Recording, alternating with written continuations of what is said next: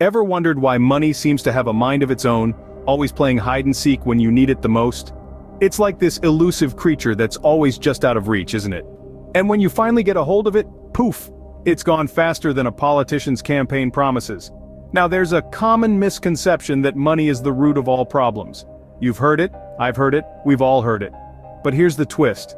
Money is not the villain in this plot. In fact, it's quite innocent. It's like blaming the mirror for the bad hair day. The truth is, money is just a tool, like a hammer or a screwdriver. Imagine blaming your hammer for not being able to fix your leaky faucet. Sounds ridiculous, right? That's because it is. You wouldn't blame a screwdriver for not being able to cut a piece of wood, would you? It's not the tool, it's how you use it. But we humans, we love to complicate things. We've turned money into this mysterious entity, a mischievous pet that doesn't always behave the way we want it to. Sometimes it's the obedient golden retriever, sitting pretty in our savings account. Other times it's more like a frisky squirrel, darting off at the first sight of a new gadget or a sale at our favorite store. We treat money as an end in itself, a trophy to be won. But in reality, it's just a means to an end, a ticket to the experiences and things we value. It's not about having stacks of cash gathering dust in a vault. It's about what those stacks can do for you, the opportunities they can open, the problems they can solve, the dreams they can make a reality. So you see, money isn't the problem, it's our understanding of it that needs a bit of an upgrade. Ever tried having a conversation with your money? No, we're not talking about a literal chat, unless you've got some special skills we don't know about. Money, my friends, is a lot like that acquaintance you've known for years but never really understood. You know, the one who's always there at every gathering but no one really knows what they do or where they come from. You're aware they exist, you interact with them, but do you really understand them? Not quite. And that's how most of us treat money. We earn it, we spend it, sometimes we save it, but we rarely take the time to truly understand it. It's like we're stuck in an awkward small talk phase with our finances. But here's the kicker. Money, just like that misunderstood friend, can be a fantastic ally if we take the time to understand it. Imagine for a moment, if you will, that money is your friend. A friend who, despite being misunderstood, has always been there for you. A friend who's willing to multiply itself if you treat it right. A friend who's ready to take risks for you if you're willing to do the same. But to forge this friendship, you need to speak the language of money. And that language, ladies and gentlemen, is financial literacy. It's the bridge that connects you to the world of money. It's the key to unlocking the potential of your finances. It's like learning a foreign language. It might seem daunting at first, but once you get the hang of it, it opens up a whole new world of possibilities. Understanding money means knowing how to make it work for you. It means understanding the difference between a want and a need, between a good debt and a bad one. It means knowing how to invest and grow your money instead of just stashing it under your mattress. So, let's stop treating money like that awkward acquaintance we don't really understand. Let's take the time to get to know it, to understand it, to befriend it, because when we do, that's when we can truly start to harness its power. And just like that misunderstood friend, once you understand money, it starts behaving a lot better, don't you think? Ever heard of moneyology? No? That's because we just made it up. But wouldn't it be fun if understanding money was a subject in school? Now, let's dive into the deep end of the financial pool. The psychology of money. Picture this. A wallet. Now, imagine it in the hands of two different people. One sees it as a means to an end, a ticket to survival. The other sees it as a chance to enjoy life's luxuries. Same wallet, different perspectives. And that, my friends, is the essence of moneyology.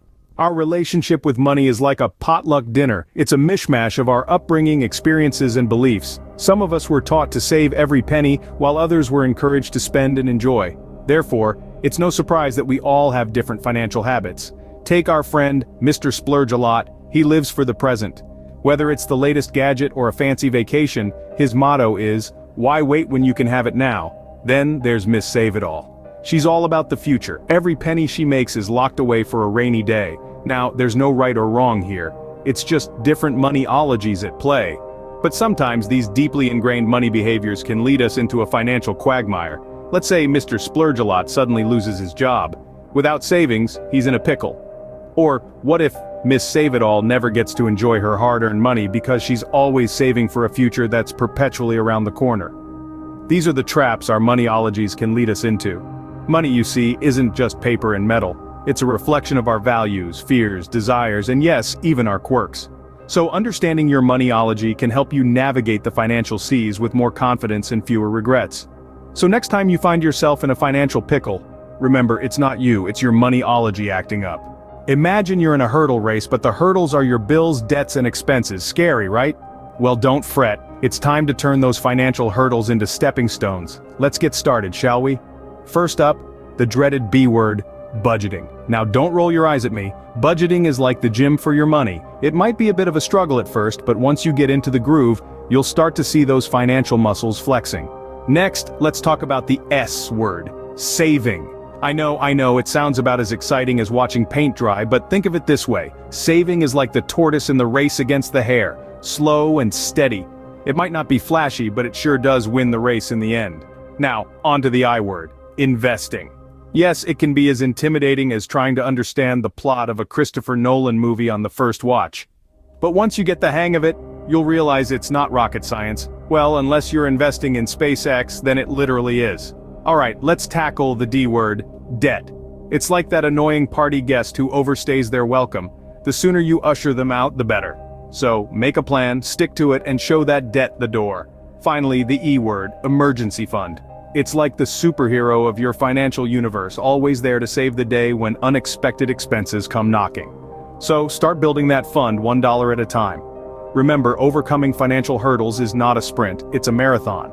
It's about making consistent, smart choices that add up over time. So lace up those financial running shoes and get ready to leap over those money hurdles. You've got this! Well, that was a fun run, wasn't it? And you didn't even break a sweat. So let's do a quick victory lap and recap what we've learned today. We kicked things off by shining a spotlight on the financial illusion. Remember, just because your neighbor has a fancy car doesn't mean they're financially secure. It's like seeing someone with a six-pack and assuming they're healthy. They might just have a fast metabolism or a great Photoshop app. Next, we introduced you to money, our misunderstood friend. Like that quiet kid in class who always had gum, money can seem intimidating at first.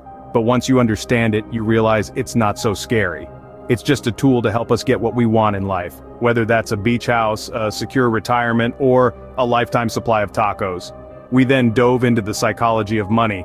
We learned that our relationship with money is like a romantic comedy. It's filled with ups and downs, misunderstandings, and those moments when you realize you've been looking at things all wrong. But remember, it's never too late to rewrite the script and change your money mindset. And finally, we tackled overcoming financial hurdles. We learned that these hurdles aren't giant walls, but stepping stones on our path to financial freedom. And like any good obstacle course, it's all about strategy, persistence, and the occasional leap of faith. So, there you have it, folks. A whirlwind tour of the psychology of money and how to overcome financial hurdles.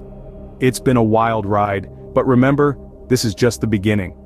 Remember, understanding money is like learning a new language. It might be tricky at first, but once you get the hang of it, it's a breeze. If you enjoyed this video and want to learn more about the world of finance, don't forget to hit that subscribe button. Until next time, keep those coins jingling.